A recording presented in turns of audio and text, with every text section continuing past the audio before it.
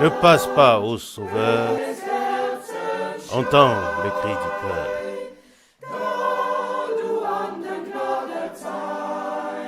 Toi qui fais grâce aux autres, ne passe pas. Sauveur, Sauveur, écoute le cri du cœur. Toi qui fais grâce aux autres, ne passe pas.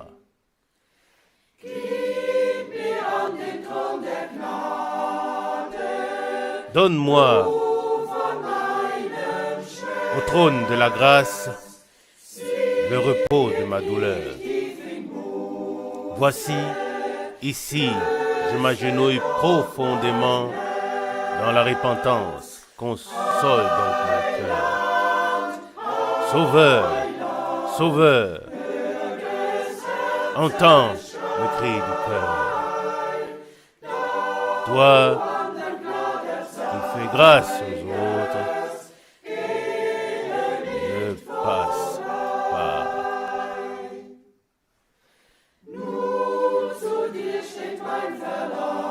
Seulement vers toi se dirige mon cœur et mon désir, rocher de l'éternité. Auprès de toi, moi, pauvre, je suis en sécurité maintenant et en tout temps. Sauveur, Sauveur, entends le cri du cœur. Toi qui fais grâce aux autres, ne passe pas.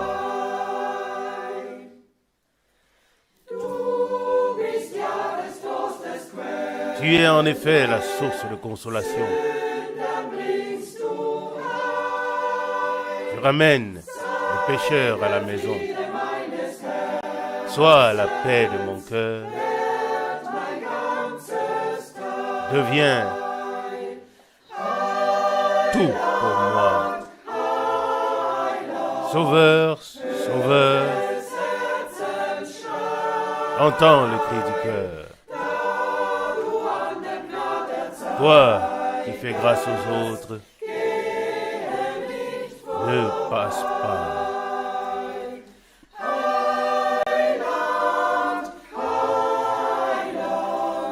Sauveur, Sauveur, entends le cri du cœur. Toi qui fais grâce aux autres, ne passe pas.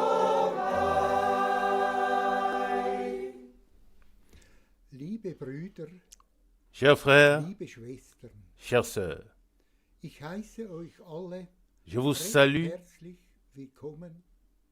très chaleureusement dans le précieux nom de notre Seigneur Jésus-Christ. Également tous ceux qui sont connectés dans le monde entier. À vous aussi, je vous salue très chaleureusement. Aujourd'hui, nous allons recevoir la bénédiction de Dieu, car il est au milieu de nous, car ses promesses sont oui et amen. Il a dit, là où 2 ou 3 sont réunis en son nom, il est au milieu d'eux. Et ainsi, aujourd'hui aussi, le Seigneur sera au milieu de nous. Avant que je ne puisse prier, je voudrais lire une parole de 1 Jean, chapitre 2, à partir du verset 7. Première épître de Jean, chapitre 2, verset 7. Bien-aimés, ce n'est pas un commandement nouveau que je vous écris, mais c'est un commandement ancien que vous avez eu dès le commencement. Ce commandement ancien, c'est la parole que vous avez entendue. Verset 8. Toutefois, c'est aussi un commandement nouveau que je vous écris, ce qui est vrai en lui et en vous. Car les ténèbres se dissipent et la vraie lumière paraît déjà. Verset 9. Celui qui dit qu'il est dans la lumière et qui est son frère est encore dans les ténèbres. Verset 10. Celui qui aime son frère demeure dans la lumière et aucune occasion de chute n'est en lui. Verset 11. Mais celui qui est son frère est dans les ténèbres.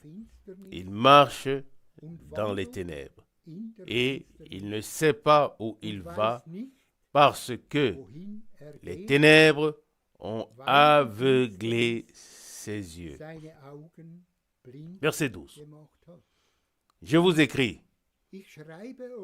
petits enfants, parce que vos péchés vous ont été ou bien vous sont pardonnés à cause de son nom. Verset 13. Je vous écris, Père, parce que vous avez connu celui qui est dès le commencement. Je vous écris, jeunes gens, parce que vous avez vaincu le malin. Loué soit le Seigneur. Oui, nous l'avons fait. Nous avons vaincu le malin. Je vous ai écrit, petits enfants, parce que vous avez connu le Père. Verset 14. Je vous ai écrit, Père, parce que vous avez connu celui qui est dès le commencement. Je vous ai écrit, jeunes gens, parce que vous êtes forts et que la parole de Dieu demeure en vous et que vous avez vaincu le malin. Verset 15. N'aimez point le monde, ni les choses qui sont dans le monde. Si quelqu'un aime le monde, l'amour du Père n'est point en lui. Verset 16. Car tout ce qui est dans le monde, la convoitise de la chair, la convoitise des yeux et l'orgueil de la vie, ne vient point du Père, mais vient du monde. Verset 17. Et le monde passe, et sa miséricorde, sa convoitise aussi, mais celui qui fait la volonté de Dieu demeure éternellement. Amen. Oui, nous remercions le Seigneur pour ces paroles précieuses qui sont écrites ici.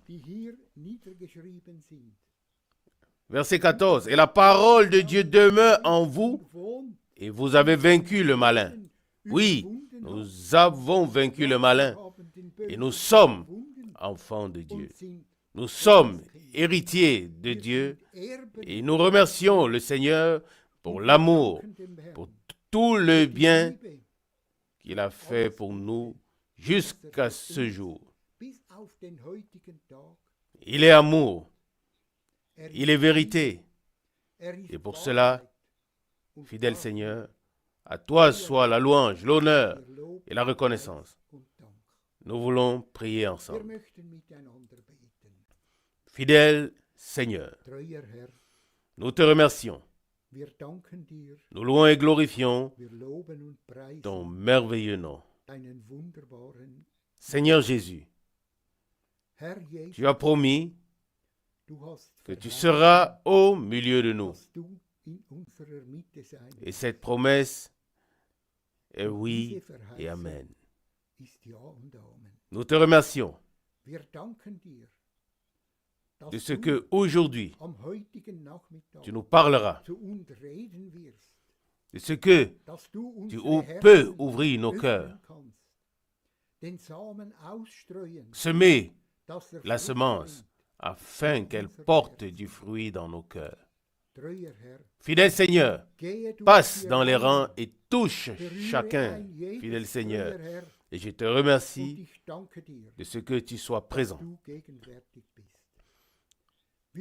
Nous ne pouvons que te louer, te glorifier pour tout ton amour, pour ta parole que nous allons entendre aujourd'hui. Car tu as envoyé ton serviteur et il apportera la bonne nouvelle dans nos cœurs. Fidèle Seigneur, nous te remercions, nous te louons et remercions au nom de Jésus-Christ. Amen. Amen. Dieu est toujours à l'œuvre. Il a prononcé la première parole et il prononcera la dernière. Et tout se déroulera comme il le veut. Cœur, tais-toi et sois tranquille. C'est quelque chose de merveilleux lorsque on entre dans le repos de Dieu. Un repos dans la foi que lui conduit, il conduit réellement tout parfaitement. Qu'il bénit et qu'il achève ce qu'il a commencé. Nous voulons nous ouvrir, ne pas rester assis de manière crispée, mais être détendu dans la présence de Dieu. Pas comme si nous pouvions faire quelque chose que Dieu a déjà fait, mais que nous soyons capables de recevoir et d'expérimenter ce qu'il a préparé. Nous sommes certainement encore tous sous l'effet d'hier soir et de ce matin. Nous nous réjouissons simplement que Dieu nous parle, certes dans la simplicité, mais néanmoins de manière suffisamment claire. Lorsque nous pensons que des hommes, oui, réellement sages, maîtrisant plusieurs langues, qui ont traduit la Bible, oui, qu'ils étaient aussi intérieurement touchés et saisis, qu'ils ont sondé les Écritures et pourtant n'ont rien compris de certains événements. Cela vient simplement du fait que le temps n'était pas encore venu. Peu importe qui nous sommes, lorsque le temps pour une chose de Dieu arrive, alors le Seigneur la révèle et ceux qui la reçoivent marchent avec l'action de Dieu et verront ce que Dieu a promis devenant réalité. Ce qui n'a pas été touché dans la prédication de ce matin, cette pensée était très nouvelle pour moi, c'est que les Israélites sont arrivés en Égypte chargés de culpabilité parce qu'ils avaient auparavant vendu Joseph comme esclave. Ils ne voulaient pas de lui, ils n'avaient pas de place pour lui. Avez-vous bien saisi cela? Et ensuite, dans leur détresse, ils ont crié et Dieu eut compassion d'eux. Je me demande parfois combien de fois nous tombons dans certaines détresses par notre propre faute. Alors nous crions à Dieu et il nous aide. Et il est toujours miséricordieux à cause de son nom. Il y a une question qui est posée ici de manière écrite concernant le prophète Élie qui sera envoyé à Israël, donc qui viendra à Jérusalem. Sur quel passage biblique cela est fondé? En réalité, la question est très simple. Nous avons lu brièvement aujourd'hui dans le prophète Zacharie. Là, nous avons la promesse pour l'Église présentée comme le chandelier au chapitre 4. Mais nous avons aussi la promesse qu'à côté de ce chandelier, à côté de l'Église, se trouvent deux oliviers. Deux oliviers et ces deux oliviers sont deux prophètes. Et cela est confirmé dans Apocalypse au chapitre 11.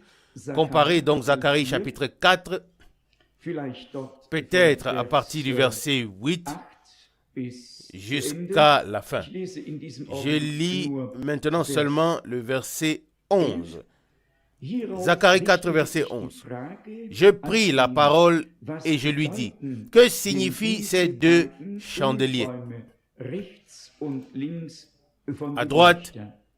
À la droite du chandelier et à sa gauche. Et tout à la fin, au verset 14, il dit, ce sont les deux poings qui se tiennent devant le Seigneur de toute la terre. C'est-à-dire les deux joints, les deux oints. Car l'huile dans la prophétie, spirituellement parlant, est toujours une image du Saint-Esprit. Si les vierges de Matthieu 25, qui sont à Krefeld ou à Munich ou à Tchécoslovaquie ou ailleurs dans le monde, si elles manquent d'huile, les vierges, alors cela signifie qu'il n'y avait pas suffisamment de l'Esprit de Dieu. Et nous devons toujours lire ces passages bibliques avec attention. Donc, les deux fils, les deux joints sont les deux prophètes qui se tiennent à côté du chandelier. Nous avons déjà abordé cela.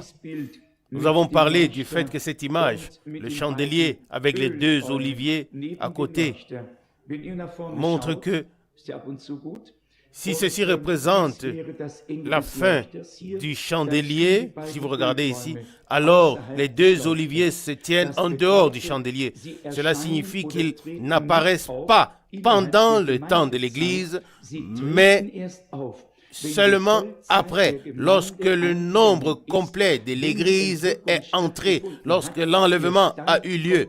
Ce n'est qu'alors que le ministère des deux témoins commence.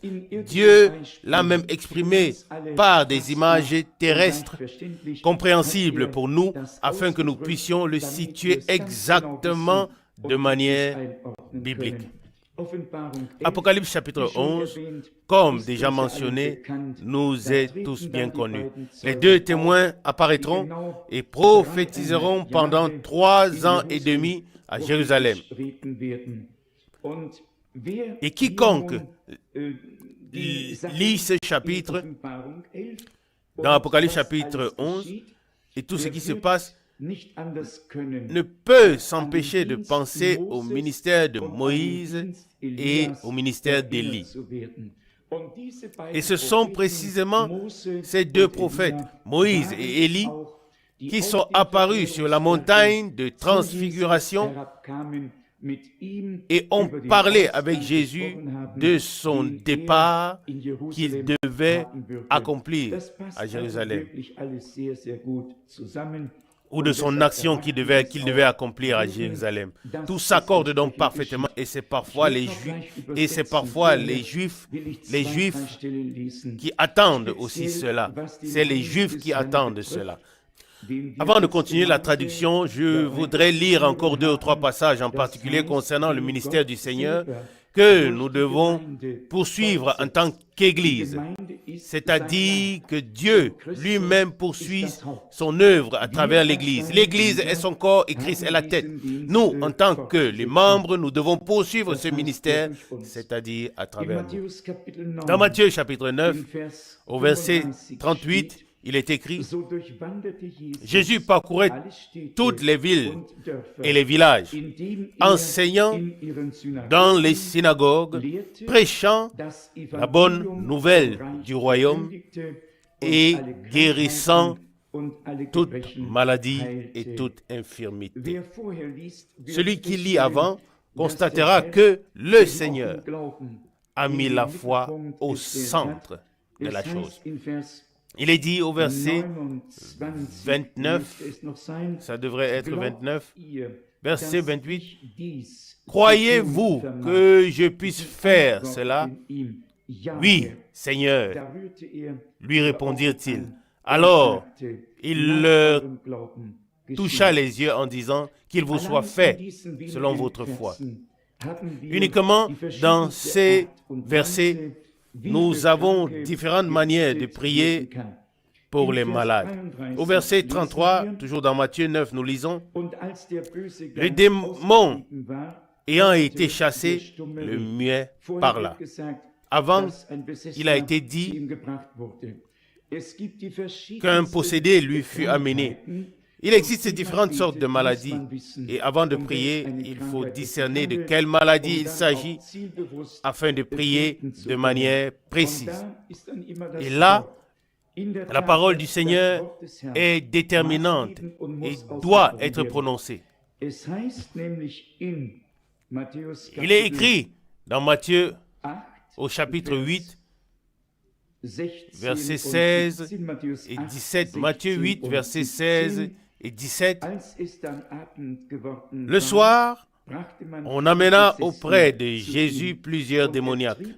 Il chassa les esprits par sa parole et il guérit tous les malades. C'est vraiment ainsi. L'onction d'huile ne doit être pratiquée que lorsqu'il n'y a pas de possession, lorsque Satan ne s'est pas installé, mais lorsque les croyants tombent malades. Alors on prie pour eux avec onction d'huile dans la foi que Dieu les relève. Mais lorsqu'il s'agit de maladies qui ont une vie en elles, comme le cancer, cela est différent. Un cancer a la vie en lui. Il se développe, il grandit. Et cette vie finit par détruire la vie de l'homme. Lorsqu'il y a une vie dans la maladie, alors c'est un démon. Et ce démon doit être chassé. Et lorsqu'il est chassé, alors l'homme guérit. Si la maladie n'a pas de vie, c'est-à-dire ne se propage pas, alors la prière avec foi et imposition des mains suffit. Et Dieu peut confirmer sa parole. Il est tout simplement merveilleux de voir comment tout est ordonné dans les Saintes Écritures. Il n'est pas écrit. Il guérissait par la parole, mais qu'il chassait les esprits par sa parole.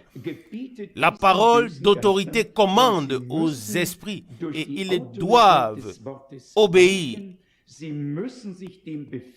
par l'autorité de la parole.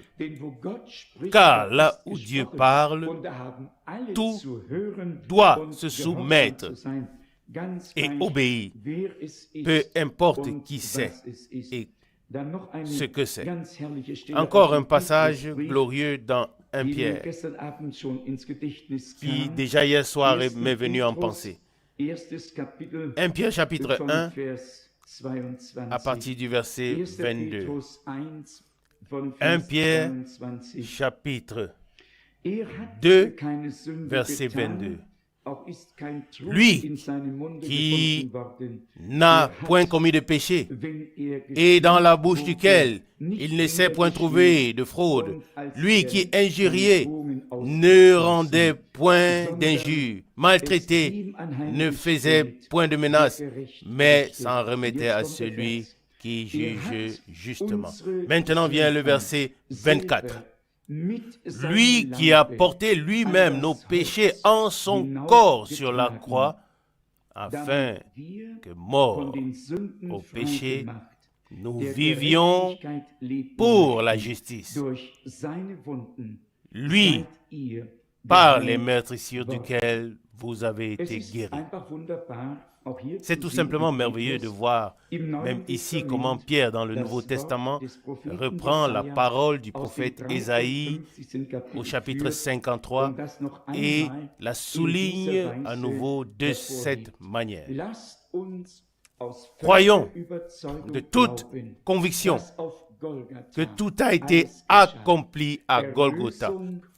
Le salut de l'âme, la délivrance de l'esprit, la guérison du corps. Tout a été accompli à Golgotha.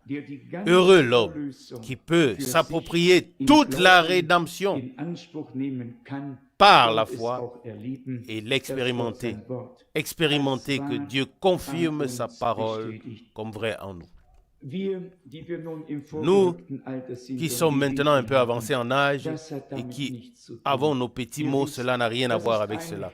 Vous savez, c'est un processus de la vie auquel tous les hommes sont soumis. Car, comme il est réservé aux hommes de mourir une seule fois après quoi vient le jugement, c'est connu de la parole. L'homme fleurit comme une fleur, le vent souffle sur elle et elle disparaît. Ésaïe s'écrit au chapitre 40, « Toute chair est comme l'herbe et toute sa grâce comme la fleur des champs ». Ésaïe 40, verset 6. Dieu ne nous a pas promis la jeunesse éternelle dans ce corps déchu, mais la gloire éternelle dans le corps transformé. Et le Seigneur reviendra et tous ceux qui sont morts en Christ et qui étaient prêts pour la première résurrection ressusciteront et tous ceux qui seront vivants et prêts seront transformés et ensemble nous serons enlevés à la rencontre du Seigneur dans les airs pour être pour toujours avec le Seigneur. Quoi qu'il en soit, donnons la parole à la foi, associons la parole à la foi et demandons à Dieu de l'augmenter en nous afin qu'il confirme sa parole selon sa volonté. Hier soir, j'ai été particulièrement touché lorsque cet homme de Dieu a dit dans toute simplicité que tous ceux qui sont dans un fauteuil roulant et atteint du cancer, et ainsi de suite. Attendez, je vais prier pour vous. Je suis moi aussi témoin que des personnes sur des fauteuils roulants se sont levées, guéries par la puissance de Dieu. Des personnes rongées par le cancer, sans aucun espoir, ont été guéries instantanément. Dieu est fidèle. Dieu est fidèle. Nous devons en venir à ne plus faire de différence entre les cas graves et les cas légers. Qui est le responsable du cas léger et qui est responsable du cas grave? Mais Dieu seul. Et qui sommes-nous pour limiter Dieu par nos pensées? Frère Rousse l'a dit tout à l'heure. Nous le croyons parce que l'Écriture le dit. Dieu a fendu la mer Rouge. Il a fait un mur d'un côté et un de l'autre côté. Et le peuple a traversé. Comme ces murs se tiennent, oui, dans ce bâtiment, de gauche à droite. Et le peuple d'Israël est passé sur un terrain sec à travers la mer Rouge. Ne vous inquiétez pas de savoir comment cela s'est produit, comment cela est possible. Ce n'est pas notre affaire, mais celle de celui qui l'a accompli. Il en est de même pour tout le reste. Et je crois que nous avons tous été fortifiés dans la foi. Ces prédications, elles édifient, elles donnent un nouveau courage, d'autant plus que nous savons que ce ne sont pas seulement des paroles qui ont été prononcées, mais que Dieu s'est tenu derrière ces paroles avec de grandes actions et a confirmé d'une manière très puissante. À lui, le Dieu vivant, qui peut réellement tout et qui a dit, y a-t-il rien qui soit étonnant de ma part, et qui a aussi dit un jour à un malade, tout est possible à celui qui croit. Voulons-nous croire Dieu en accord aux Écritures? Il fera toutes choses bien. Et si nous croyons qu'il peut ressusciter tous les morts, même lorsqu'il ne reste plus rien, que reste-t-il encore des morts qui ont été dévorés par les animaux, brûlés par le feu, dispersés ailleurs? Où sont-ils? Dieu le sait. Il peut recomposer les éléments qui font partie du corps. Ah, nous n'en aurons plus besoin ensuite, car il a créé tout à nouveau. Il dit, Voici, je fais toutes choses nouvelles. Et aussitôt, pour chaque ancien corps vient un nouveau corps de résurrection. Oui, on pourrait demander d'où Dieu le prendra-t-il. Dieu prononce une parole et cela arrive ainsi. Et alors, il donnera le signal. Les tombeaux s'ouvriront et la résurrection aura lieu.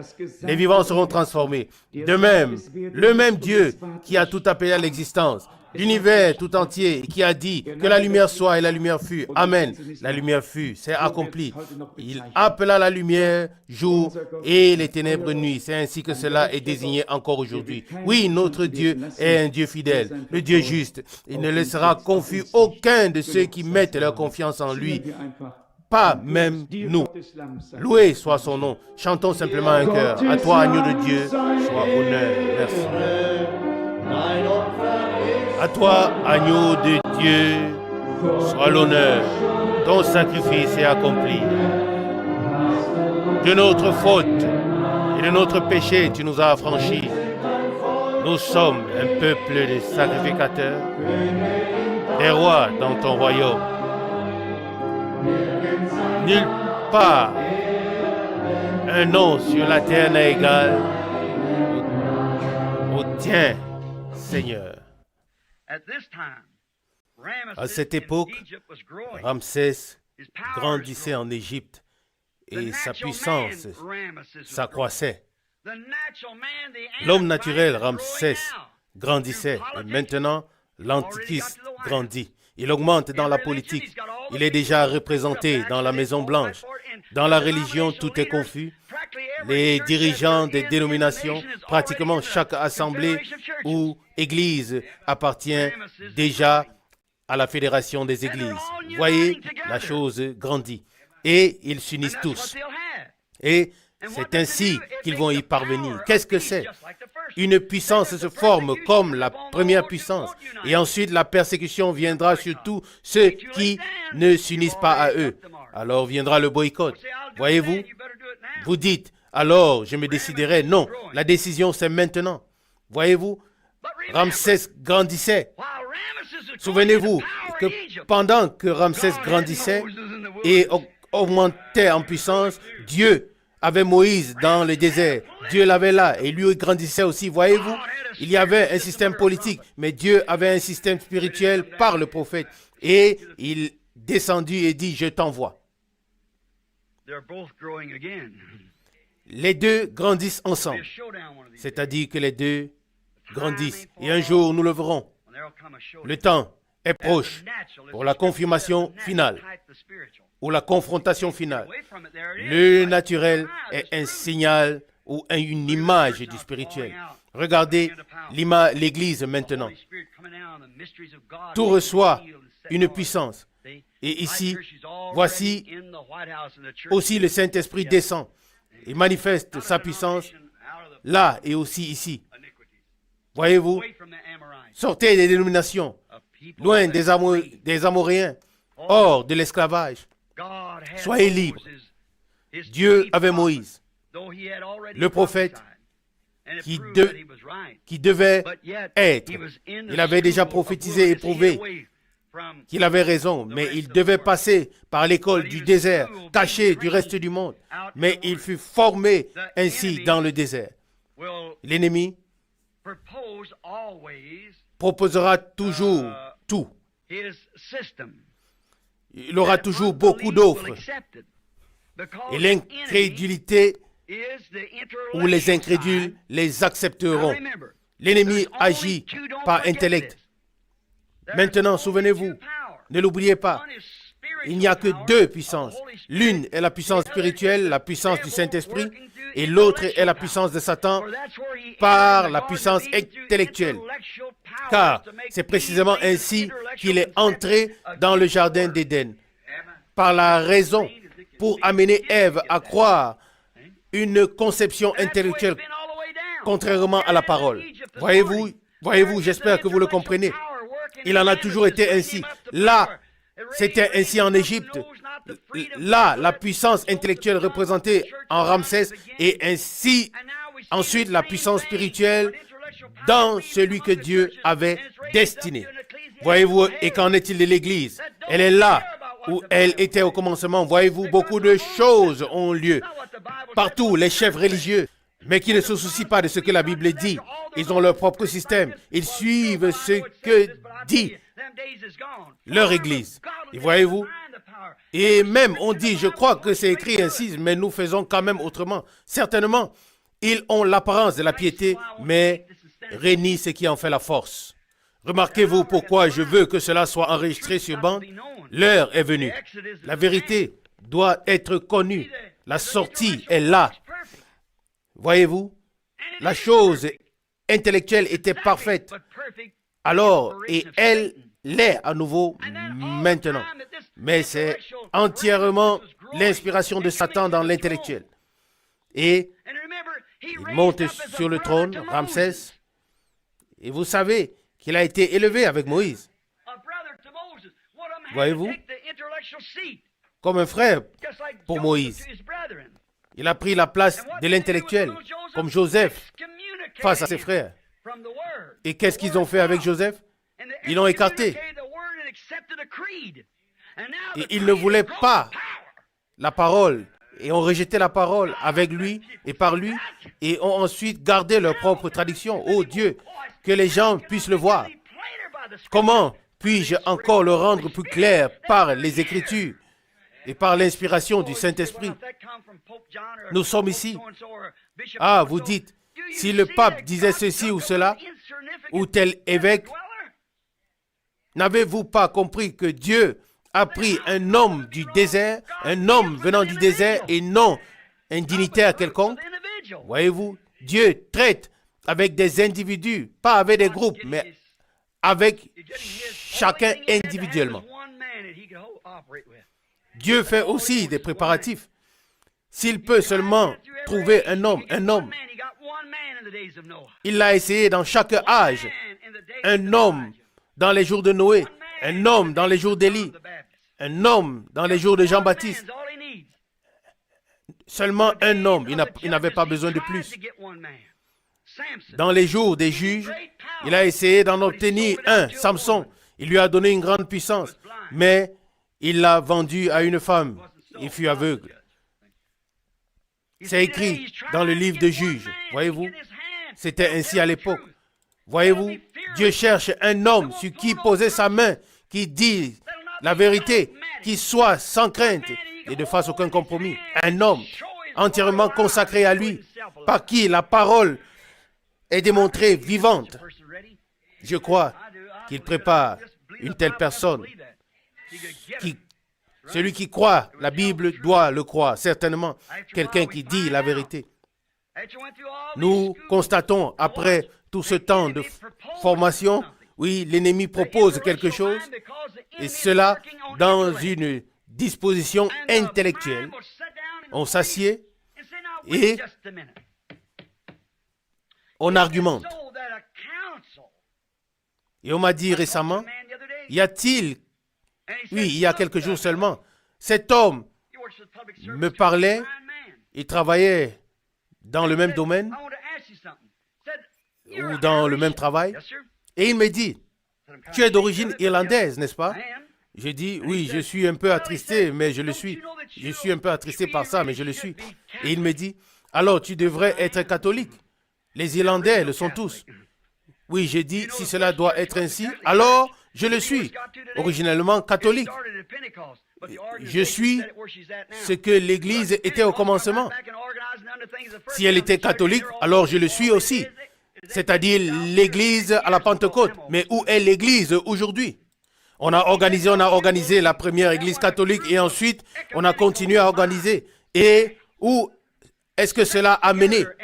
Et il dit alors, ne crois-tu pas que lorsqu'un groupe de gens œcuméniques s'est réuni, qu'ils s'assoient, discutent, délibèrent et qu'ils sont tous d'accord, ne penses-tu pas qu'ils ont raison? Et il dit, je t'ai entendu prêcher et j'ai aimé cela, mais tu crois que tu as raison? Et je dis, oui, seulement je peux le prouver par la Bible. Et il dit, oui, la Bible n'a rien à voir avec cela. Alors je dis, pour moi, elle a tout à voir avec cela. C'est la parole. Et alors il dit, oui, ne penses-tu pas que ces gens, dans l'écuménisme, pourraient avoir plus raison, être plus sûrs que toi, un seul homme sans formation comme toi? Et je dis, oui bien. Et il dit encore, quel droit as-tu de dire quelque chose contre l'Église? À travers tous les âges, elle a subsisté et s'est maintenue depuis Nicée et ensuite. Et il dit, ne crois-tu pas et ne sais-tu pas que des milliers de personnes étaient là et qu'elles étaient spirituelles dans les différents conciles? Et ne penses-tu pas que leur disposition était plus soumise à la volonté de Dieu que la tienne aujourd'hui? L'Église existe donc depuis tout temps. Et je dis, Dieu n'a jamais prouvé cela. Si c'était l'Église de Dieu, qu'elle fasse ce que l'Église faisait au commencement. Voyez-vous, et même la Bible dit que si quelqu'un retranche une parole ou ajoute, sa part sera ôtée de l'arbre de vie. Qu'il s'agisse de l'œcuménisme ou autre chose, sa part sera ôtée du livre de vie. C'est terminé. Et je lui dis, Billy, tu es simplement un radical. Et puis, au temps d'Israël, lorsqu'ils se divisèrent en Juda et Israël, comme catholiques et protestants se sont divisés, Israël voulait rester Israël. Et là, il y avait un roi nommé Josaphat, un homme juste. Et cet homme juste essayait de garder les lois de Dieu. Puis, il y en avait un autre qui avait épousé une femme pour des raisons politiques et voulait être amical avec une autre nation. Et épousa Jézabel et l'introduit parmi le peuple de Dieu. La même chose se produit aujourd'hui. Et elle devint dominatrice. Akab fait ceci, Akab fait cela, comme cela. C'est comme ça que la même chose se produit aujourd'hui. Et l'épreuve de puissance est venue. Ils voulaient s'unir. Comme alors, en ce temps, et comme cela se fait maintenant. Et Akab et aussi Josaphat se rencontrèrent. Ils parlaient ensemble. Hommes des organisations. Et ils disent, ton peuple est mon peuple. Nous sommes tous chrétiens. Nous croyons tous. Venez, donc, assemblons-nous. Mais lorsque les choses deviennent sérieuses et que l'épreuve arriva, l'un dit, nous devrions prier et consulter Dieu. L'un dit à Akab, nous devons chercher un prophète. Et Akab avait un système qu'il pensait être du Seigneur. 400 prophètes à l'école, tous instruits, tous des prophètes hébreux. Et comme un groupe de prédicateurs aujourd'hui, et la question fut posée, comment se déroulera le combat? Et tous s'unirent comme un concile écuménique aujourd'hui. Et la question était de savoir s'ils devaient aller. La réponse fut, monte, le Seigneur est avec toi, car cet homme est à nous et le pays nous appartient, et ainsi de suite. Les Syriens et les Philistins doivent être chassés, le pays nous appartient, et cela paraissait bon. Certes, pour l'intellect, mais dans le cœur de Josaphat, cela ne paraissait pas juste. Et il dit, je sais que tu as 400 hommes formés écuméniquement, tous sont d'accord. Et l'un s'était même fait des cornes en disant, ainsi parle le Seigneur. Mais ne pouvons-nous pas encore consulter un autre, juste encore un? Oh, que le roi ne parle pas ainsi, dit le politicien. Ces hommes sont formés, je les ai moi-même formés. Voyez-vous? Voyez-vous? Je les ai moi-même formés. Oui, il y a un, mais je ne l'aime pas. Je le hais même. C'est Miché, le fils de Jimla. Je le hais. Il n'est rien d'autre qu'un homme mauvais. Il dit toujours que j'ai tort et il me reprend sans cesse. Et ainsi de suite. Mais regardez, dans quel état se trouvait tout le royaume. Aujourd'hui, les dénominations ayant l'apparence de la piété, mais régnant ce qui en fait la force. Oh oui, 1 million de membres de plus. Mais où êtes-vous aujourd'hui dans l'esprit? Où est la force comme elle était en Samson? Voyez-vous, lorsqu'il prit la porte et monta sur la montagne, voyez-vous, l'esprit l'avait quitté. Il était sans secours. Un petit enfant pouvait le conduire, aveugle à cause d'une femme. Ainsi en est-il aujourd'hui de l'Église. Les politiques, les évêques, les anciens, et qui qu'ils soient, des hommes qui donnent simplement, qui encouragent simplement. Où en sommes-nous? Nous arrivons au point. Et alors on fit venir Michée, le fils de Jimla, et il prophétisa et dit qu'Akab serait tué dans le combat.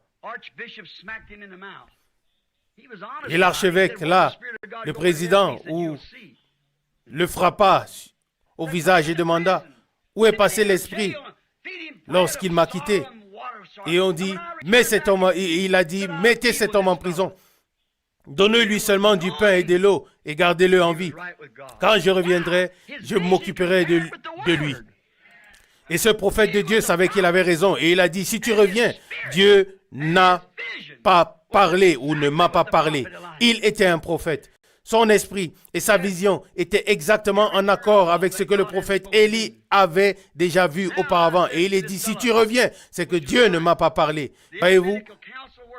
J'ai dit alors à cet homme, lequel d'entre eux avait raison? Le conseil œcuménique avec 40 hommes choisis, assis ensemble et prophétisant, ou un seul rejeté par tous les autres? Alors, il me demanda, comment sais-tu, connais-tu la différence? Retour à l'image, retour à la parole de Dieu.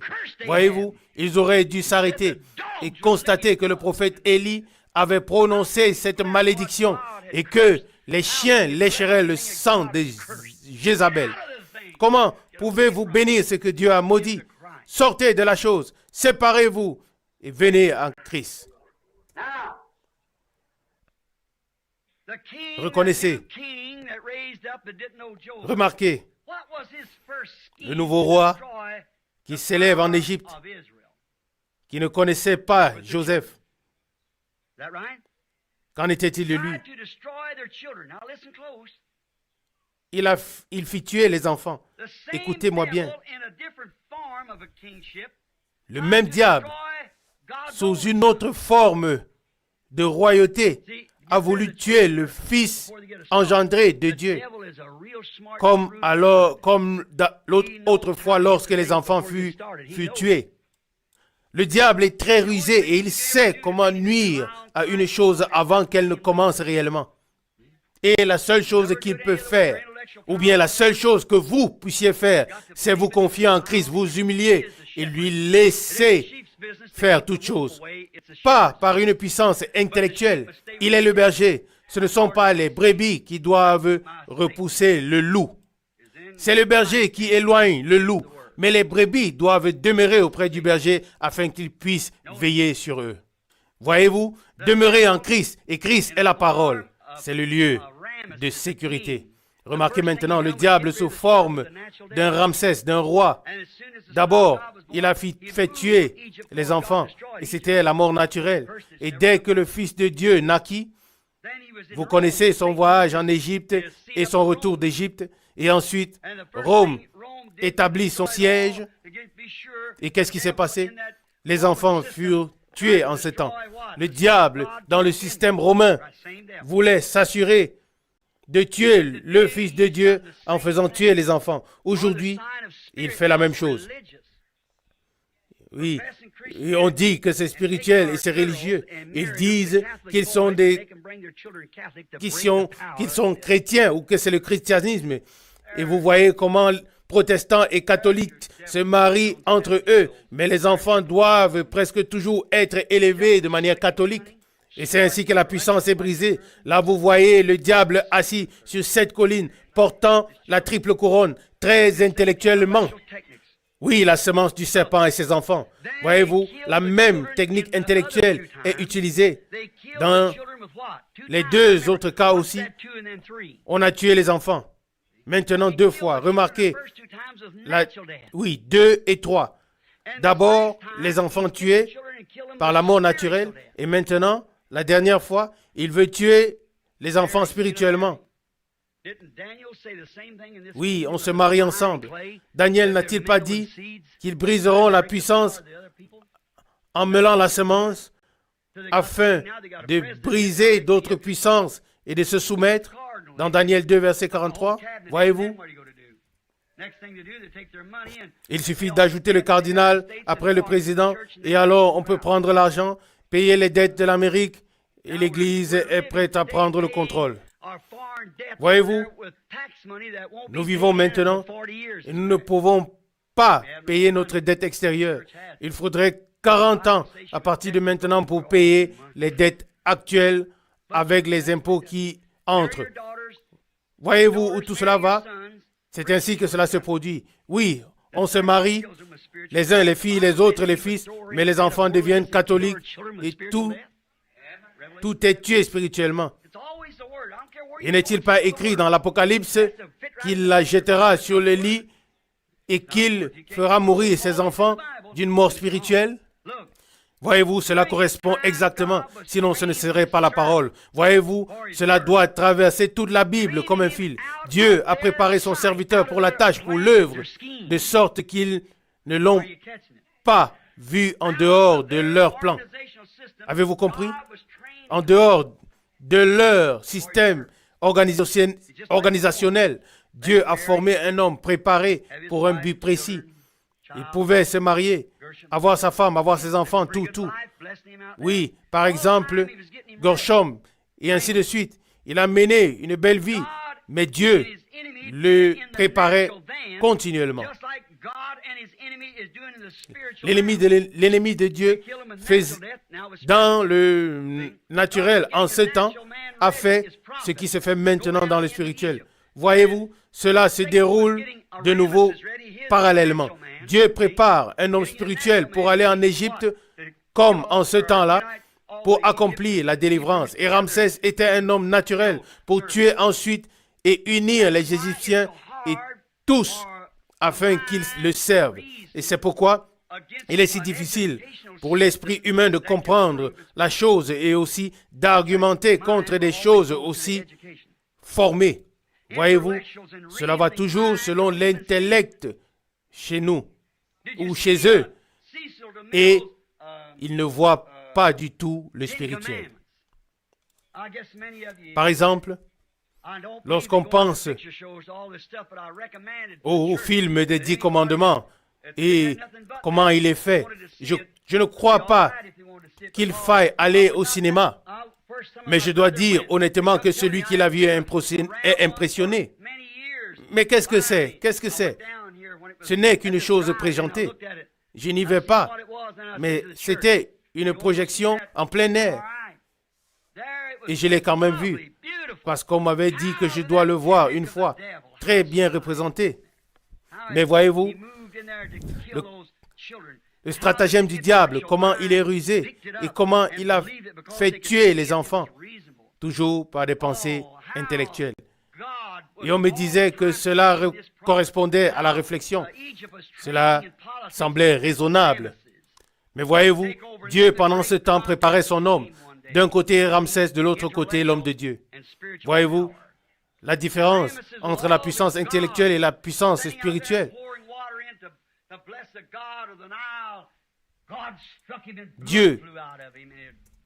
Dieu avait béni, mais ensuite, les plaies sont venues sur les Égyptiens.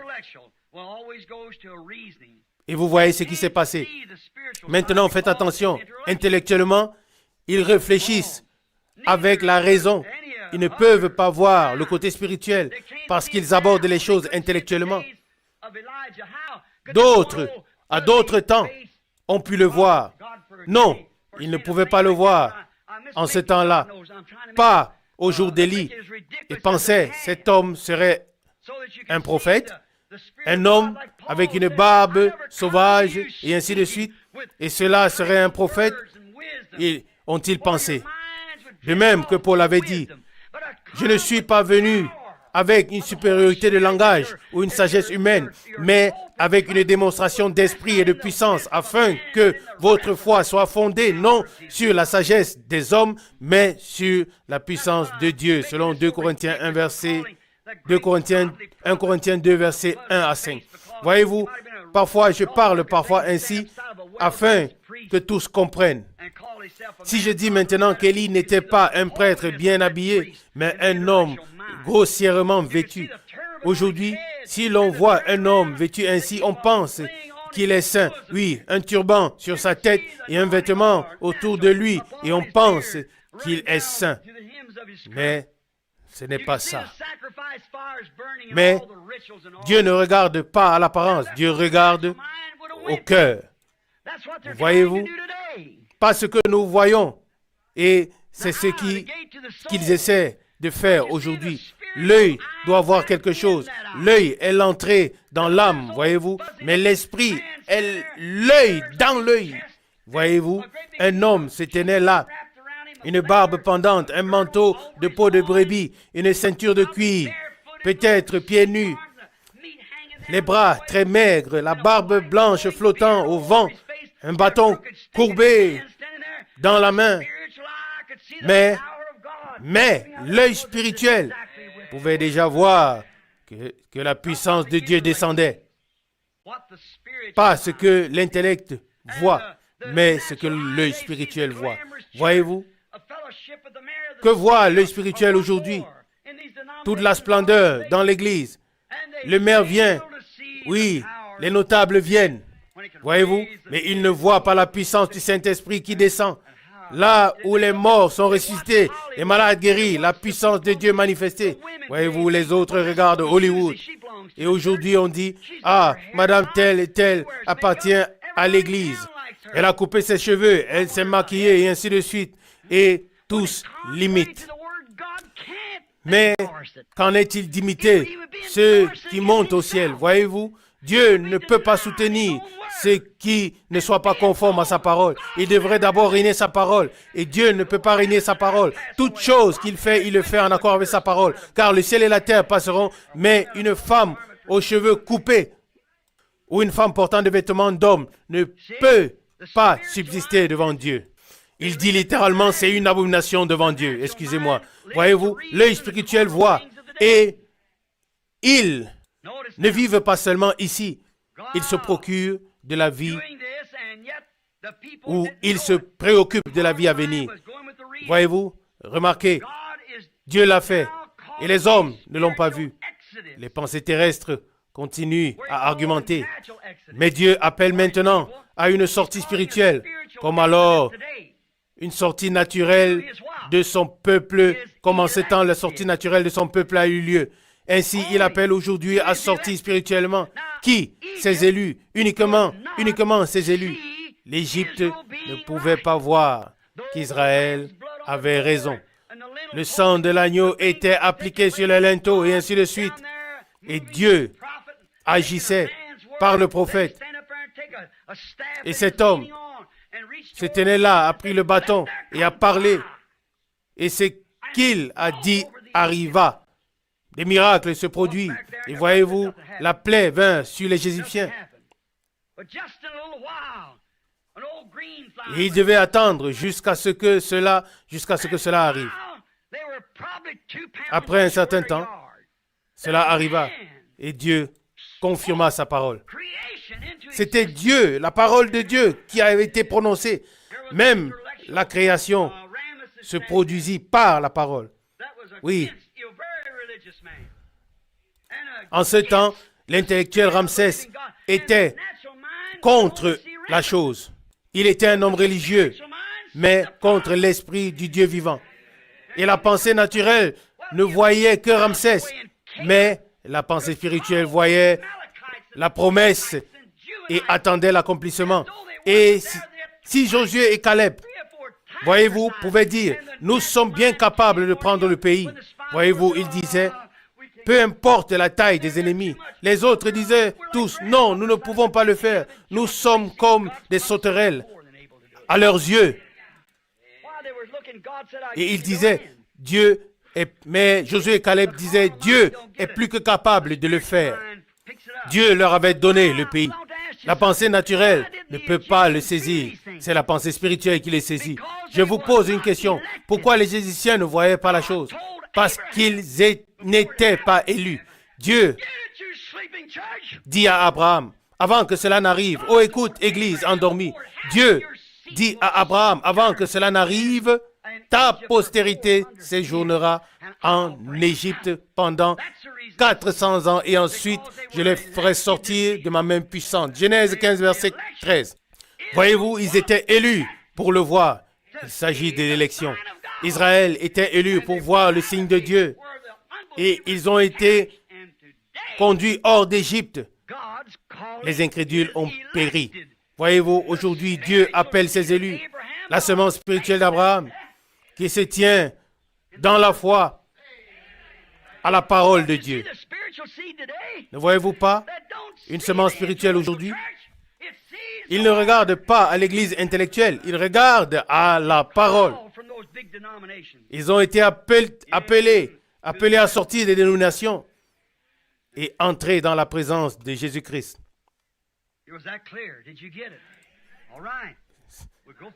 C'était clair, l'avez-vous compris? Alors nous continuons encore un peu. Uniquement les élus, pas des docteurs tels ou tels, et ainsi de suite. Non, ils ne le voient pas. Ils ne sont pas élus. Et cette élection est là. Voyez-vous?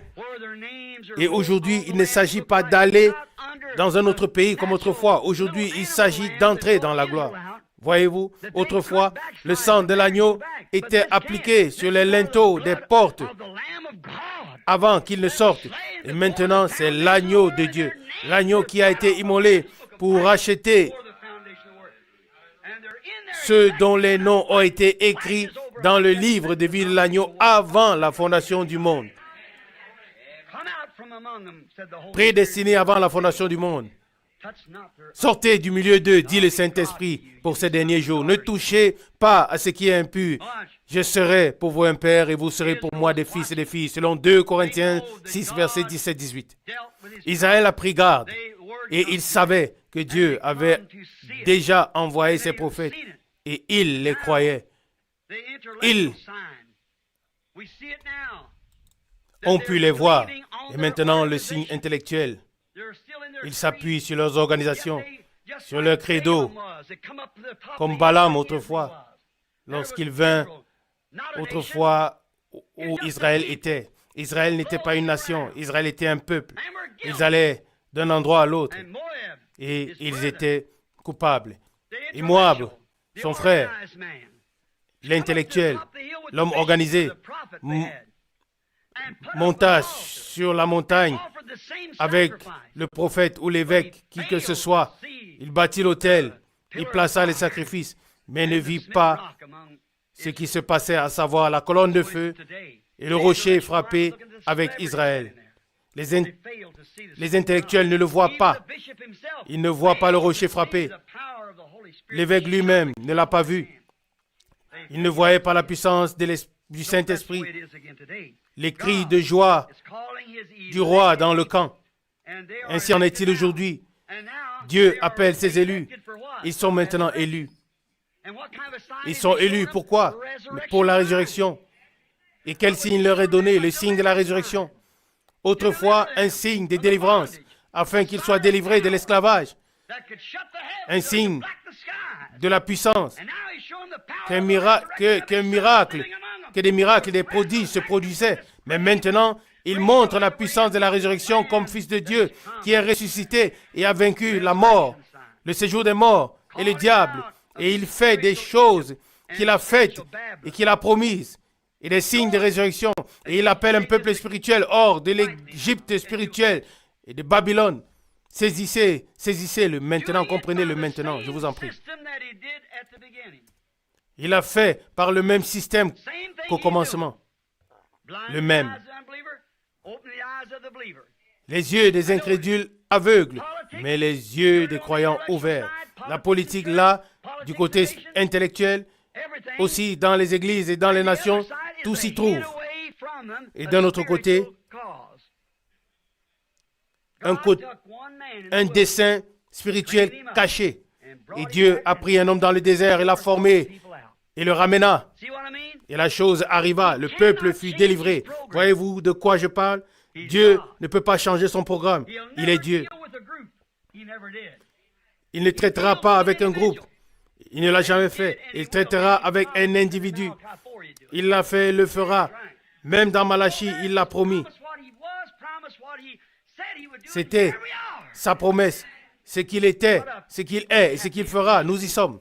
Oh, quelle parole glorieuse. Comment est-ce que nous devrions être? Il leur a donné un signe par sa parole promise. Un signe. Une parole promise. Il a promis de le faire. Je rétablirai la foi des cœurs. Oui. Je ramènerai la foi des enfants à la foi des pères de la Pentecôte. Il a promis. Il montre ces signes comme cela a été au jour de Sodome. Ainsi en sera lorsque le Fils de l'homme se révélera. Quel signe l'Église a-t-elle vu alors? Qu'est-ce que les intellectuels ont vu? 2 prédicateurs. Et qu'est-ce que le groupe des spirituels qui était avec Abraham a vu? Ils ont vu Dieu manifester dans un corps humain capable de révéler les pensées des cœurs et de dire ce que Sarah avait fait derrière lui. Comme la chose était au jour de Lot, il en sera de même au jour du Fils de l'homme. Nous voyons qu'il fait la même chose. Il agit au travers de la chair humaine. C'est l'heure. Nous y sommes, mes amis. C'est ça. Un exode est imminent. Voyez-le maintenant. Il l'a fait par quoi? Veuillez maintenant vous concentrer avec votre pensée spirituelle et mettez toute autre pensée de côté. Quand Dieu prend une décision de faire quelque chose d'une certaine manière, il ne peut jamais la changer. Dans le jardin d'Éden, lorsqu'il voulut racheter l'homme et rétablir la communion, c'était le sang qui a été versé. Ils ont essayé par les instructions. Ils ont essayé tout, chaque programme. Cela ne marche pas. Il n'y a qu'un seul lieu où Dieu rencontre l'homme sous le sang versé. Et Dieu ne change pas son plan. Voyez-vous, toujours sur le sang de l'agneau. Et au jour d'Israël et en tout temps, dans le jardin d'Éden, un agneau. Voyez-vous, aujourd'hui, non pas dans les dénominations, non pas dans les formations, non pas dans les systèmes ecclésiastiques, non pas chez les intellectuels, tout est mélangé, mais sous le sang de l'agneau. Là où les croyants se rencontrent et ont communion les uns avec les autres. Dieu l'a montré au jour de l'Exode. Il a appelé un groupe à sortir. Et je veux que vous le compreniez. Il n'en a eu que 2 qui sont entrés dans le pays de la promesse. Nombre 14, verset 30. Comment est-ce qu'il les a conduits? Par la politique? Par les organisations? Non. Il a pris un prophète avec des signes et des prodiges surnaturels. La colonne de feu était là afin que les hommes ne puissent pas se tromper. Ce que le prophète disait était la vérité. Dieu était là dans la colonne de feu pour confirmer que c'était sa parole. C'est vrai. Voyez-vous, c'est ainsi qu'il a accompli le premier exode. Et son deuxième exode. Vous connaissez mes prédications. Ils sont toujours ces nombres que nous devons considérer. 3, la perfection. 7, achèvement, et ainsi de suite. Justification, sanctification, baptême du Saint-Esprit, toutes ces choses. Maintenant, que fit-il au premier exode? Il envoya un prophète, un oint. La colonne de feu était là, et le peuple fut appelé à sortir. Ce fut le premier exode. Lorsque le temps d'Israël fut accompli, il envoya un prophète de Dieu avec la colonne de feu. Jean vit la lumière descendre et il dit, je viens de Dieu et je retourne à Dieu. Après sa souffrance, sa mort, sa résurrection, Saul le vit sur le chemin de Damas dans cette même lumière. Et il lui cria, Seigneur, qui es-tu? Il savait que c'était le Seigneur. Il était hébreu. Il savait que dans la colonne de feu, dans la lumière, ne peut être que le Seigneur. Et Jésus, en tant que prophète, le deuxième exode, Moïse a dit, l'Éternel, ton Dieu, te suscitera au milieu de toi un prophète comme moi. Des miracles et des prodiges se produisirent et il dit, celui qui croit en moi fera aussi les œuvres que je fais. Il a promis la même chose. Et cela pour l'Exode maintenant dans ces derniers jours. Et il ne peut pas le changer. Et même confirmé scientifiquement par les œuvres du Saint-Esprit, nous voyons la colonne de feu au milieu de nous. Les grands miracles et prodiges de Jésus-Christ ressuscités se produisent. Le peuple est appelé hors des dénominations pour entrer en Christ. Nous allons dans le pays. Il n'y a pas d'erreur possible. Non pas ce que je dis, je ne suis que votre frère, mais ce que Dieu a dit et vous a prouvé. La même colonne de feu qu'il a utilisée autrefois, il l'a de nouveau manifesté au milieu de vous. Le Life Magazine l'a écrit. Combien ont entendu lorsque je l'ai prédit? Oui, presque tous étaient ici. Ils ne savent toujours pas de quoi il s'agit. Les scientifiques essaient et beaucoup de photos ont été prises. Une image, 7 anges en forme d'une pyramide, oui, à environ 26 miles de hauteur. Et l'homme spirituel le comprendra. C'est un exode qui va avoir lieu dans ces jours. Gloire à Dieu. Souvenez-vous, je vais maintenant conclure. Remarquez, la colonne de feu les a appelés à sortir et les a conduits dans le pays de la promesse sous la conduite d'un prophète.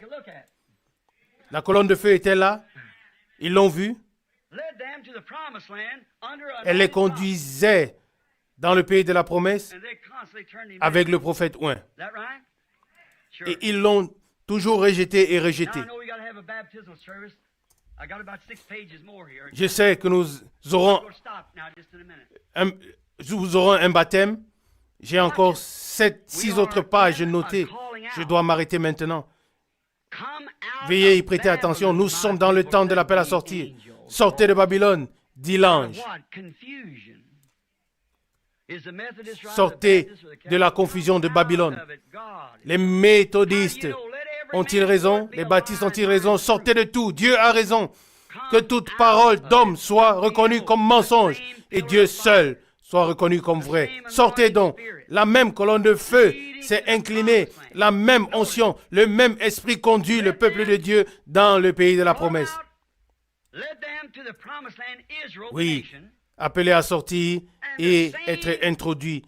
Israël en tant que nation, la même chose, le même Dieu, la même colonne de feu.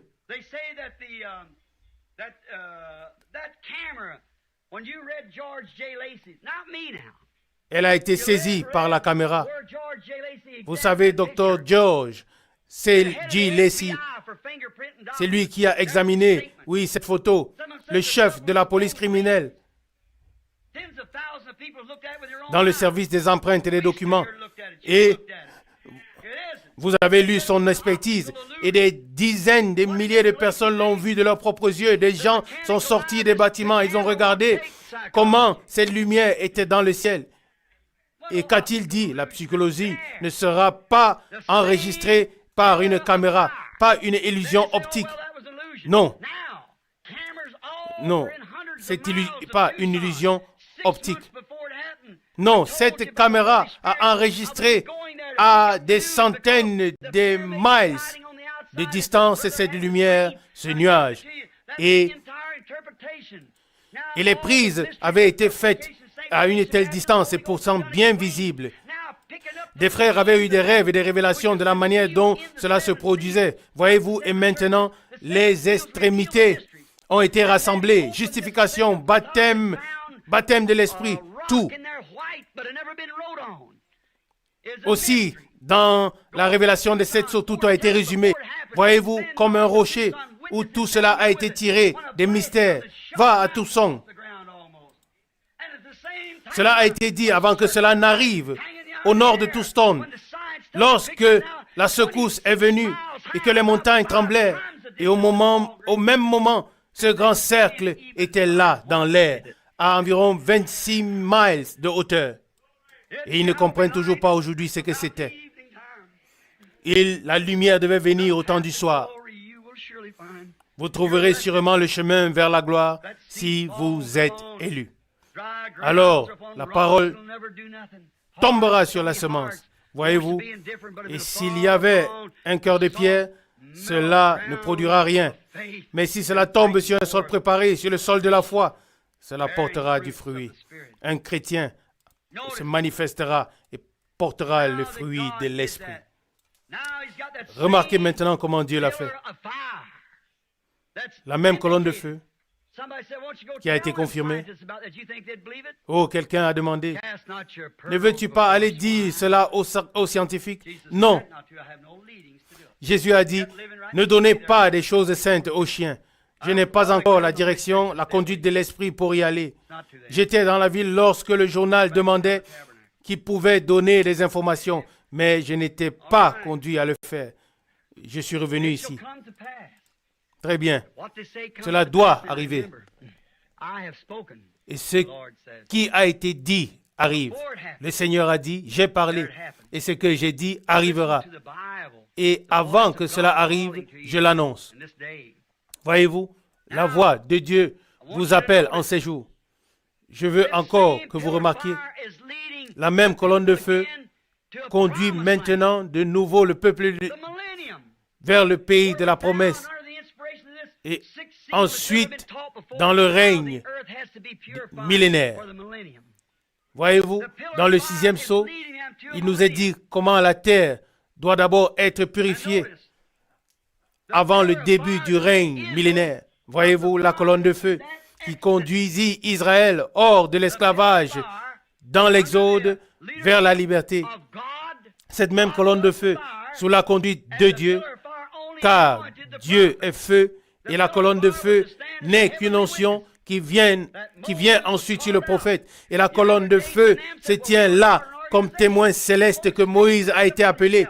Sinon, on a toujours formé des organisations. Déjà, à cette époque, on disait, Moïse, penses-tu que tu es le seul ici? Nous sommes aussi là. Comment peux-tu tout prendre pour toi? Et Moïse pleura et pria, et Dieu dit, sépare-toi, je vais les détruire. Voyez-vous comment Moïse pouvait-il? Il ne pouvait pas faire autrement. Il devait dire ce que Dieu avait dit. Même Marie, la prophétesse, et Aaron, qui se sont moqués de Moïse lorsqu'il épousa la femme éthiopienne. Ils se moquèrent de lui et Dieu se mit en colère parce qu'ils ont parlé contre son serviteur. Qu'est-ce qu'il a fait? Il les appela à la tente d'assignation. Marie la prophétesse, mais Moïse était plus qu'un prophète. Plus qu'un prophète. Et Dieu dit, ne craignez-vous pas Dieu? S'il y a parmi vous un prophète, moi, l'Éternel, je me révèle à lui en vision. Je lui parle en songe. Mais il n'en est pas ainsi de mon serviteur Moïse. Nombre 12, verset 5. Car je lui parle de bouche à bouche. Ne craignez-vous donc pas Dieu? Et elle fut frappée de lèpre. Vous connaissez l'histoire. N'a-t-il pas dit de Jean-Baptiste, qu'êtes-vous allé voir dans le désert? Il était plus qu'un prophète. Pourquoi? Pourquoi plus qu'un prophète? Il était le messager de l'Alliance, celui qui a fait le pont et préparé le chemin. Aujourd'hui, nous avons parmi nous le grand Saint-Esprit, plus qu'un prophète. Dieu a été manifesté au milieu de nous. Il est au milieu de nous. Il est plus qu'un prophète. Des milliers de fois, il s'est manifesté. Il s'est produit plusieurs choses comme dans les jours des prophètes. Voyez-vous? Qu'a fait Élie? À peine 12 miracles. Et Élisée, il en fit le double. Et nous avons vu des milliers de miracles de nos propres yeux. Nous les avons regardés. L'ange du Seigneur, comme il entre, et même des scientifiques ont pris les images. Oh, que sera-t-il? Car qu'en sera-t-il au jour du jugement? Voyez-vous, c'est l'ange de l'Éternel qui est Christ. Le croyez-vous? Jean 6, là Jésus dit, je suis le pain de vie qui est descendu du ciel. Jean 6, verset 35. Lui, le rocher qui était dans le désert. Et ils lui ont dit, nous savons que tu es un possédé, tu as un démon. Et comment peux-tu dire de telles choses? Voyez-vous, Parfois, les gens sont très actifs. Ils sont religieux. Mais alors, ils disent à un autre qui est de Dieu, tu es possédé du diable. Voyez-vous, tu n'as pas encore 50 ans et tu veux avoir vu Abraham.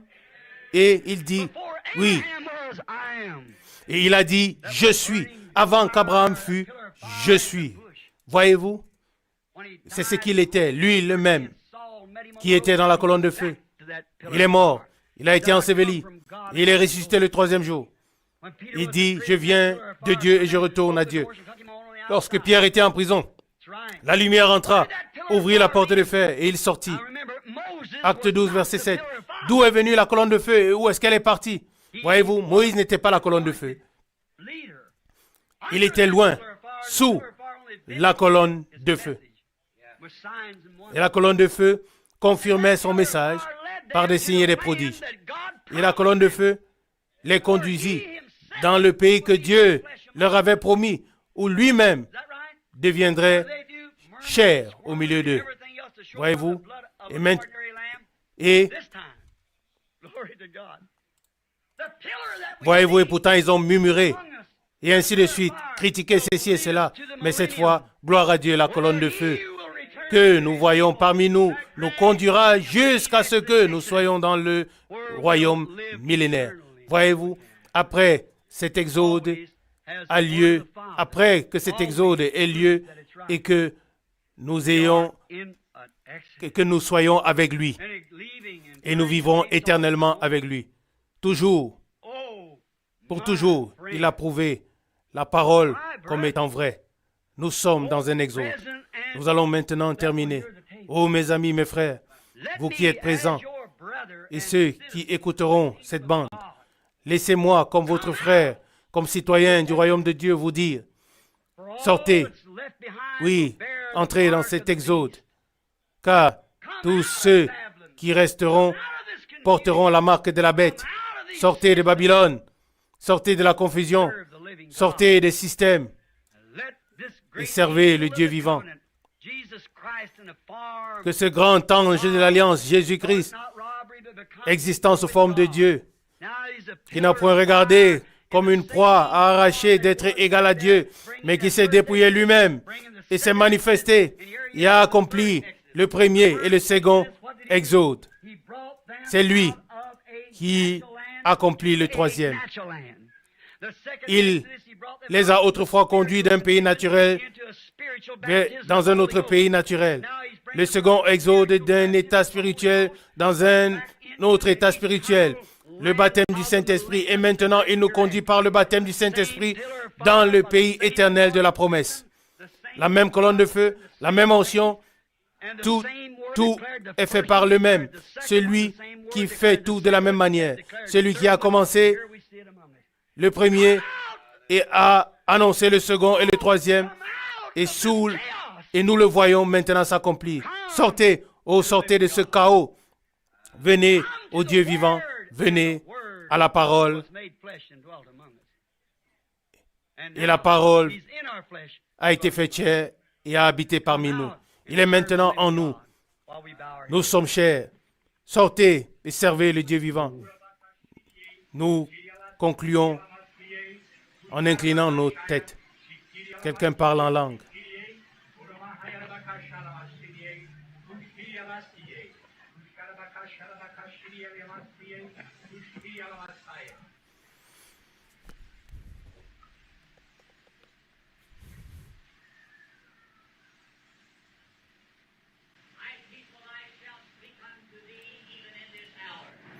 Mon peuple, moi-même je vous ai parlé en cette heure.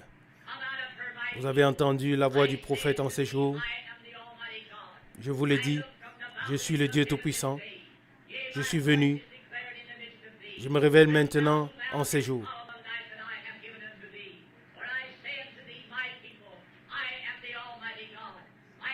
Je vous le dis, je suis le Dieu Tout-Puissant. Ma parole est confirmée, a été confirmée. Seras-tu obéissant? Est-ce que tu vas suivre tout ce que j'ai dit, dit le Seigneur? C'était très difficile à entendre parce que c'était dans la réunion. du fond de mon âme, du fond, avec tout ce qui est en vous, êtes-vous prêt? Êtes-vous prêt à arrêter les choses du monde et à vivre pour Dieu? Si vous ne le pensez pas, ne le faites pas. Mais si vous le pensez, et vous êtes maintenant convaincu que Jésus est ici avec nous, accomplissant la fin de son mystère, et vous le croyez, vous le voyez confirmé par Dieu, et que nous sommes maintenant à la fin des temps, et vous voulez vraiment venir à Christ, être trouvé maintenant dans cet exode, sortir des idées et des dénominations et des choses du monde, et vous voulez être dans l'exode et avancer vers le pays de la promesse. Levons-nous maintenant. Venez simplement devant si vous avez été appelé. Venez simplement devant et nous allons prier. Venez simplement devant et nous allons prier ensemble et nous consacrer au Seigneur. Que le Saint-Esprit descende sur la parole promise. Que le Saint-Esprit entre dans leur cœur. Environ 20 mains ont été levées. Ils ne sont pas satisfaits. Venez tous, venez devant. Approchez-vous un peu plus ici. Si, en ces jours de l'Exode, parmi ces 2,5 millions de personnes, en ce temps, il n'y avait que 2 qui étaient vraiment courageux et qui ont suivi le chemin de Dieu. Au commencement, Dieu avait 120 personnes dans la chambre haute. Et maintenant, à la fin du monde, venez, avancez sur les 2 premières rangées. Venez autant que vous pouvez. Large est la porte, spacieux est le chemin qui mène à la perdition, et il y en a beaucoup qui entrent par là. Mais étroite est la porte, resserré est le chemin qui mène à la vie. Il y a peu qui les trouvent. Matthieu 7, verset 13. Maintenant, pendant que le Saint-Esprit agit puissamment et veut circoncire les cœurs, les esprits ôtez de vous les choses du monde, vous circoncire les oreilles, les cœurs, afin que vous compreniez clairement la voix de Dieu qui vous parle dans la lumière de ce jour. Accorde-le, Seigneur, que leurs yeux soient ouverts, afin qu'ils voient la gloire de Dieu en ces dernières heures finales. Tu as dit, tout ce que le Père me donne viendront à moi, et je le ressusciterai au dernier jour. Seigneur, beaucoup ne l'ont peut-être pas compris. Je te prie, sois aussi avec eux, qu'ils puissent le comprendre. Donne-leur aussi cette occasion afin qu'ils puissent le comprendre. Comprendre que tu assistes et qu'ils comprennent que toi, tu leur parles par ta parole. Et ensuite, tu nous as parlé par une voix surnaturelle et tu nous as donné aussi l'interprétation. Nous te remercions. Oh Dieu, je te prie, pardonne-nous nos péchés. Et comme je me tiens, moi aussi, ici, devant la parole, je te prie, oh Dieu. Il y a une semaine, j'étais si épuisé et j'ai vu comment l'Esprit m'a révélé comment quelqu'un qui ne respirait plus, dont les yeux se refermaient, a été ramené à la vie. Et aujourd'hui, il est ici, vivant. Seigneur, tu es le même Dieu. Lorsque Paul